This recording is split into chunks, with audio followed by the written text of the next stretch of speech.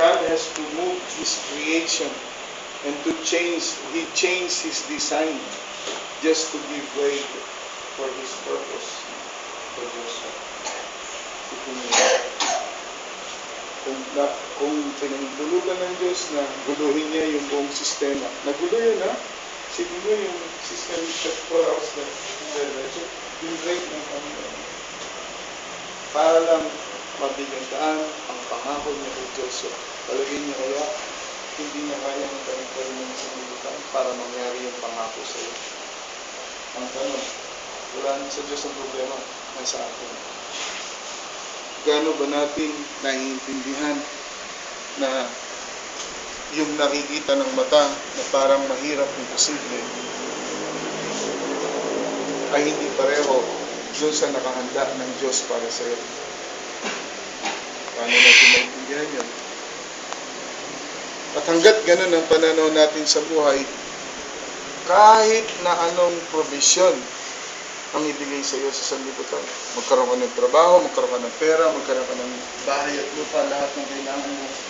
Nandun ka pa rin sa ilalim ng walang kwentang buhay. Sabagat nabubuhay ka dun sa kung ano nakikita lang ng mataas. Sabi mo dun sa mas mataas ko, dun sa mga bigsepto, ayaw sa pisilin ng Panginoon sila sa mga bagay na pwedeng mabago anytime. Pwedeng mabago anytime. Sa Northville, hindi ko malilimutan, minsan, kami po ay nagsiservice na, kasi open yun, walang bubong. Isa sa mga bagay na naranasan namin na rimala ng Panginoon doon. Alas 6 ng gabi, magsiservice kami, biglang umulan, malakas. Biglang umulan. Meron isang puno lang doon, nasa isang puno kami, nababasa pa rin kami. So sabi ko, pray tayo sa Panginoon, nalaan tayo sa Panginoon, kasi po ang ulan dito po sa lugar kung saan kailangan. In Jesus' name. Tapos, immediately right na din dito ulan. Nagulat ako.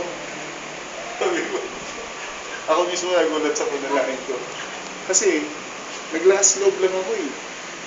Gusto ko lang matuloy yung gawain eh. Pero hindi ko iniisip na ganun mabilis. Meron akong kilala na naging pastor na ngayon. Nung hindi pa siya pastor, napapahinto niya ulan. Pero yun ay, may alaga mismo sa mga spirito.